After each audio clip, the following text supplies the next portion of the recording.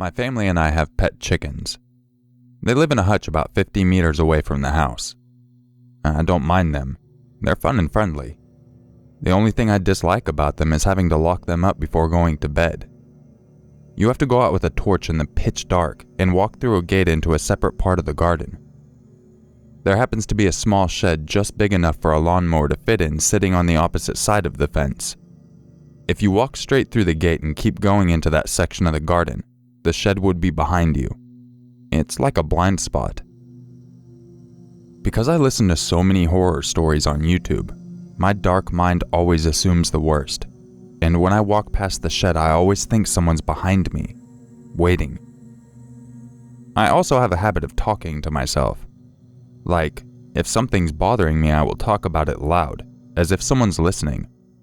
It may sound weird, but it's just what I do.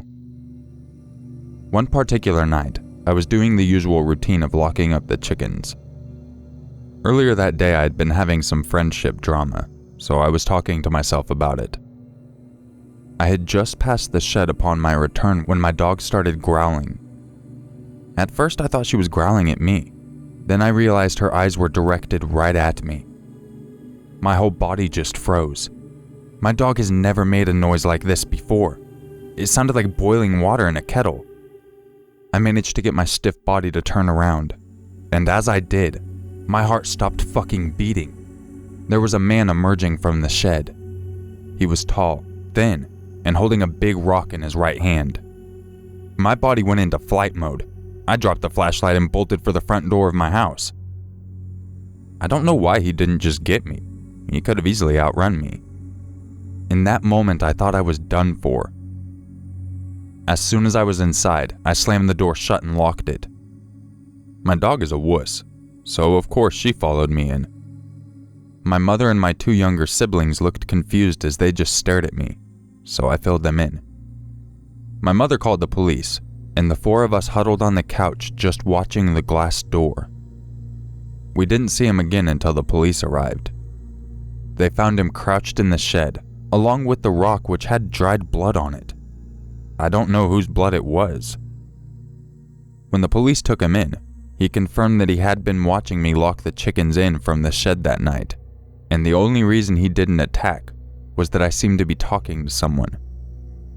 When I walked past him on the way back, he came out with a rock, and when he saw that I wasn't with anyone, he was dumbfounded, so he just stood there. That's when I ran. He's currently in prison for trespass against a property. My family's okay, just a little shaken. The scariest part of this ordeal was the thought that if I hadn't been talking to myself, I might not be alive today. And if I hadn't been there to warn my family, he could have taken them too.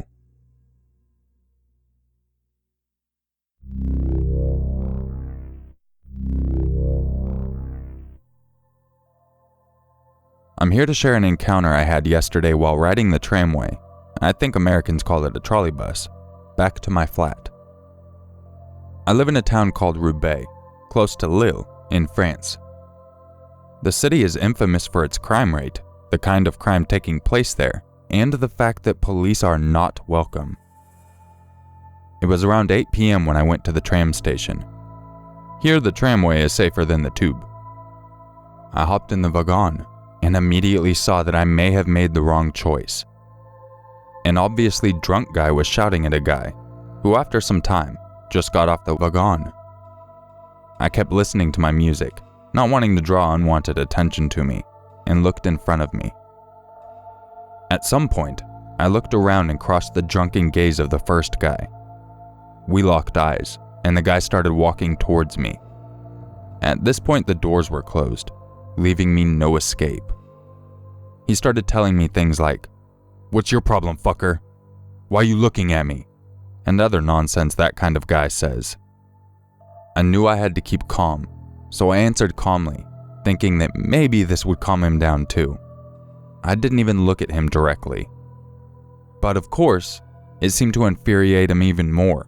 He started throwing his fist at me, always stopping a few centimeters away from my face, and saying something like, "Stop talking, it makes me want to Then he proceeded to tell me what he was going to do, what people on his street do when they get in a conflict with someone. Kill them. I'm living in a city where this kind of shit happens on a daily basis. For example, not even a week after I moved in, a guy had his throat slit because he asked two drunken guys to stop insulting each other. 2 days later, a cop was found shot by a guy who was armed with an AK-47. And so on. So yeah, when someone tells you that he's going to kill you here, there's a 50-50 chance that he will actually kill you. Or at least try to. The guy kept repeating this kind of shit.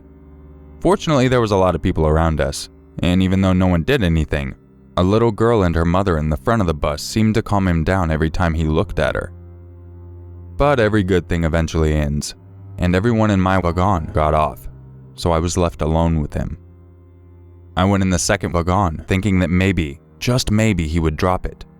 But the fucker wasn't gonna let me go that easily, and he followed me. New wagon, new faces, a granny sitting up, and a family, a child, parents, and adult relative, sitting on the 2-seat rows. The guy, I will call him the Arab dude from now on, since that's what differentiated him from the other passengers, got aggravated. He started to hit me as a friend would do, but way harder than a friend would actually hit, to the chest, shoulders, etc. At some point, he even took my sunglasses and started tearing them apart to show me that he really doesn't give a fuck, to which everyone actually took notice that something off was taking place. The guy started getting more violent, even tried to grip my throat at some point. I quickly avoided him, and then looked at the grandma and asked her if she was gonna do anything or let me get beat up. So she decided to sit down on one of the 2 rows, leaving an open space between her and the father previously mentioned. She took my arm and told me to sit with her, and that they would protect me. Then it became worse. The Arab dude kept insulting me, so the mom asked him to stop as there was a child with us. The guy calmed down for a bit, but soon started to go wild again. The father stepped in, telling him to leave us alone and get the fuck out. The Arab dude started insulting both of us, and kept telling me that now he was going to kill me. The mom went into bear mode, and stood up as I told the granny to contact the driver with the emergency phone. The tram stopped, and we got up to leave. But the guy jumped on me, and we got in a weird position. You know when both people are kind of holding each other by one of their wrists? The driver got out of his compartment and started coming towards us. As he approached, the guy went crazy. He was yelling at me and he actually proceeded to hit me. Fortunately, between his drunken state and my firm grip, he could not lift his arm, which gave enough time for the driver to break our stance, put the man behind him, and hold the guy while all of us got off the train. That family and I had to wait 25 minutes for the next train to arrive, and even though they tried comforting me, I was left on the ground crying out of fear. I did not provoke the fight, but what I saw in the guy's eyes was pure hatred and a fierce bloodlust. I'm convinced that if these people didn't help me, I would have been killed by a drunk guy for no reason.